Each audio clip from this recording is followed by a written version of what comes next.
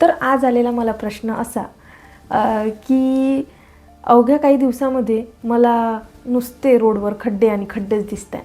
तर मला असं वाटतं आहे की याच्या संदर्भात पण आमच्या डायरेक्टर साहेबांना प्रश्न करावा आणि ते मला माझ्या मनाला समाधानकारक उत्तर देतील याची मी अपेक्षा ठेवते. म्हणून आजचा प्रश्न डायरेक्टर साहेबांना हा आहे की रोडामध्ये खड्डे आहे की खड्ड्यामध्ये रोड आहे, याला जिम्मेदार कोण? सांगा साहेब. हा प्रश्न रोडमध्ये खड्डे की खड्ड्यांमध्ये रोड, हे जाणून घेण्याआधी आपल्याला महत्त्वाची गोष्ट ही पाहावी लागेल की ते रोडमध्ये खड्डे आले कुठून. ते खड्डे आले की ज्या लोकांनी हा रोड बांधला, म्हणजे जे कॉन्ट्रॅक्टर आहेत, यांना जे बजेट मिळालं होतं की एवढ्या रुपयामध्ये तुम्हाला रोड बांधायचा आहे, त्याच्याकरिता ते सँक्शनिंगचं बोर्ड पण लागतं रोडच्या साईडला की अमुक अमुक घरापासून अमुक अमुक घरापर्यंत रोड बांधला तर त्याच्याकरिता बजेट निर्धारित केलं आहे ते ते एवढे अमुक अमुक कोटी म्हणून. बरोबर. आता खरंच तेवढे कोटी जर इन्व्हेस्ट झाले तर मग तुमच्या रोडला कधीच खड्डे पडणार नाही. पण तुम्हाला हे माहिती आहे की तिथं जे लिहिलेले रुपये आहे त्याच्यापैकी किती रुपये त्या रोडवरती खर्च झाले आणि किती रुपये त्या रोडचा कॉन्ट्रॅक्ट मिळण्यासाठी त्या कॉन्ट्रॅक्टरने खर्च केले आणि कॉन्ट्रॅक्ट मिळाल्यानंतर सुद्धा त्या रोडला आलेल्या निधीपैकी किती पैसे त्यांनी त्या एरियातल्या जो कॉर्पोरेट म्हणा, कॉर्पोरेटर किंवा MLA किंवा MP जर मोठा रोड असेल तर याला पोहोचवले. आणि त्यातले त्यात आपण लोक याच्यासाठी म्हणलं कारण की तुम्ही पण पाहिलं असेल की तुमच्या घरापुढे जेव्हा रोड बनायला येतो आणि रोडसाठी बारीक गिट्टी आणून टाकली जाते, रेती आणून टाकली जाते, किती लोक असे आहेत की जे ती गिट्टी रात्री झाली की उचलून नेतात. कशासाठी? आपल्या घरच्या कामासाठी.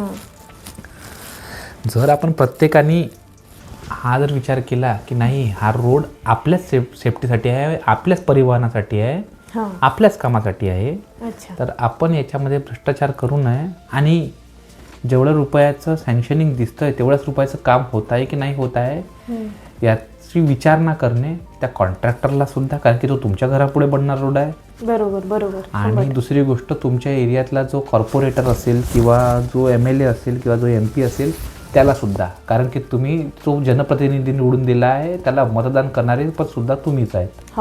बरोबर आहे. तर तुम्ही त्याच्याबद्दल विचारायलाच पाहिजे. आता एवढं सगळं जर विचारणा केली ना तर मग पुढे चालून तुमच्या रोडला खड्डे पडाल तर त्याच्याबद्दल तुम्ही तुमच्याच मनात विचार करून घ्या की पडायला पाहिजे की नाही पडायला पाहिजे. कारण की जेवढा खर्च अनुमानित असतो ना तेवढा खर्च जर प्रॉपर रोडला लागला ना तर रोडला कधीच खड्डे पडणार नाही. कमीत कमी तेवढ्या वेळात तर पडणार नाही जेवढ्या वेळात आजकाल पडतात. आजकाल तर एक पाणी आला की खड्डेच खड्डे दिसते. विचारच येते नेहमीच, मला तर प्रवास करताना नेहमीच विचार येते की हा नुकताच बांधलेला रोड आणि यामध्ये इतके खड्डे कसे काय झाले. तरी पण प्रशासनाने त्यांचं काम जर मन लावून केलं तर ह्या सर्व गोष्टी सुरळीतपणे चांगल्या होतील किंवा राहतील. तरी पण मला एक प्रश्न पडतो की आपण कितीही म्हटलं चला लोक रेती उचलून नेईन किंवा ते काही सामग्री नेईन असं तुम्ही म्हटलं सर, पण तरी मला वाटतं की कार्यकर्ते आहे किंवा हे मंत्री लोक आहे, सामान्य माणसाच्या चुकीपेक्षा यांची चुकी जास्त मोठी नाही का? यांची चूक किती मोठी आहे? जर हे निधी 1-2 करोड सांगतात पण त्यापैकी ते पुरेशी रक्कमसुद्धा त्या कॉन्ट्रॅक्टरला देत नाही, ते काय काम करणार आहे ना? तर याच्यात चूक कोणाची? आता पहा, कॉन्ट्रॅक्टरचं पाहणं झालं तर कॉन्ट्रॅक्टर कशा प्रकारचा आहे त्याच्यावर डिपेंड करतं. तुम्ही जर रोडसाठी एखाद्या छोट्या कॉन्ट्रॅक्टरला दिलं ना काम तर मग असंच होणार आहे. आणि तुम्ही एखाद्या मोठ्या कॉन्ट्रॅक्टरला जर काम दिलं ना म्हणजे ज्याची पोच हे जे छोटे मोठे कॉर्पोरेटर असतात ना किंवा छोटे मोठे MLA असतात यांच्यापेक्षा वरती असते तर मग तुम्ही त्यांचं काम पहा. आता माझ्याच पाहणीतला असा आहे की मी जिथे राहतो विदर्भामध्ये तिथे आता भरपूरसे सिमेंटचे रोड बनले आहेत, सरकारने बांधलेत. त्याच्यापैकी मला सांगू इच्छितो मी की नागपूर ते तुळजापूरसाठीचा जो सिमेंट रोड बनला आणि माझ्या पाहणीतला जो पॅच आहे म्हणजे जिथून पाहिलेला तिथून म्हणजे जिथनं पाहून कुठपर्यंत गेला, जेवढा माझ्या पाहणीतला पॅच आहे अच्छा. याचं जर मी बांधकाम पाहिलं ना तर याचा बांधकाम होऊन आता जवळजवळ 8 वर्ष झालीत. 8 वर्ष खूप लांब वर्ष झाले. तरीसुद्धा त्या रोडवर मला रस्ते डागडुजीचं काम अजूनही दिसत नाही. अरे वा, म्हणजे ते बांधणीच छान आहे. आणि त्यातच दुसरा रोड सांगू इच्छितो, जो हिंगणघाट ते वर्धा या जागेवरचा, ह्या रोडला बनवून जास्तीत जास्त 3-1 वर्ष झाली असेल. हो. पण त्या रोडवरती आपण जेव्हा जातो ना, त्या रोडची हालत पाहिली तर असं वाटतं की या रोडला 100 वर्ष झाले की काय. हो. इवन त्या रोडचा एक किस्सा असा आहे की आमच्या मनातून कधीच जाणार नाही. त्या रोडवरती आमच्या ऑफिसचे जे आमचे कलिग होते, जे आमचे मॅनेजर होते, त्यांना रात्री येता येता अपघात झाला. का बरं झाला? रस्ता निकृष्ट दर्जाचा, त्याच्या डागडुजीसाठी त्याला फोडून ठेवलं, प्रॉपर सायनेज लावले नाही की ते रस्ता फोडलेला आहे काही. तो माणूस रात्रीच्या टाईमला घरी येण्यासाठी निघाला आणि प्रॉपर सायनेज न असता सरळ त्या गड्ड्यामध्ये जाऊन पडला. बरोबर. आणि त्याला त्याचा जीव गमवावा लागला. अशाच प्रकारे रस्त्याच्या गड्ड्यांनी किती लाखो लोकांचे, भरपूर लोकांना जीव गमवावा लागतो.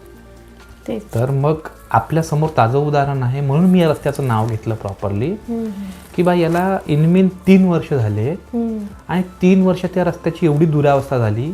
मग तुम्ही समजू शकता की जो नागपूरपासून तुळजापूरपर्यंत हायवे बनला आणि त्यातल्या त्यात माझ्या पायीतला पॅच म्हणजे कमी नाही बरं, जवळजवळ 70 ते 80 किलोमीटरचा पॅच आहे. तो प्रॉपर लॉंग रस्ताच नाही, तर त्याला जोडलेला जो दुसरा रस्ता सुद्धा आहे ना, तो पण त्याच दर्जाचा आहे. कारण तो कॉन्ट्रॅक्टर मोठा होता, तो या छोट्या मोठ्या MLA ला जुमानत नव्हता. त्याचं कन्स्ट्रक्शनचं काम चांगलं होतं म्हणून त्याचा रोड तसा बनला. आणि मग हे जे छोटे मोठे रस्ते आहे हे जेव्हा दुसऱ्या कॉन्ट्रॅक्टरला दिले, छोट्या कॉन्ट्रॅक्टरला, तर यांना ते कॉन्ट्रॅक्ट घेण्यासाठी पैसा द्यावा लागतो. बरोबर. मग तो पैसा कुठनं काढणार? त्यांना आलेला निधीमधून. बरोबर. त्यातही आजूबाजूच्या लोकांना त्यांना चालवावं लागतं, मग अजून त्याच्यामध्ये पैसा कमी होतो, मग मजूर कमी लागतं, मटेरियल स्वस्त दर्जाचं वापरलं जातं आणि त्याच्यामुळे मग तो रोडची क्वालिटी आहे ना ती खराब होते. तर माझं म्हणणं एकच आहे की रस्त्यामध्ये खड्डे आणि खड्ड्यामध्ये रस्ते होण्याच्या मागचं कारण म्हणजे कॉन्ट्रॅक्टर ज्या मार्गाने त्याचा कॉन्ट्रॅक्ट मिळवण्यासाठी धडपड करतो, जेवढे पैसे मोजतो, बरोबर, तो जेवढा जास्त पैसा मोजणार तेवढा रोडची दर्जा निकृष्ट राहणार आणि तो जेवढा कमी पैसा मोजणार त्याचा रोडचा दर्जा तेवढा चांगला राहणार. बरोबर. याच्यावरती जर आपल्याला बोलायचं असेल तर मग याच्यावरती सेपरेट व्हिडिओ बनवू आपण. मी आता ह्या व्हिडिओला इथेच पूर्णविराम देतो. सरांनी जी माहिती आपल्याला दिली आहे ती खरंच खूप छान आहे आणि त्याचं सविस्तर आपण पुन्हा कॉन्व्हर्सेशन करूया जर का या व्हिडिओला चांगले व्ह्यूज आले तर. आणि तुम्ही सर्व आतापर्यंत जर ह्या कॉन्व्हर्सेशन तुम्ही पूर्ण पाहिलं असेल तर नक्कीच तुम्हा सगळ्यांचं धन्यवाद.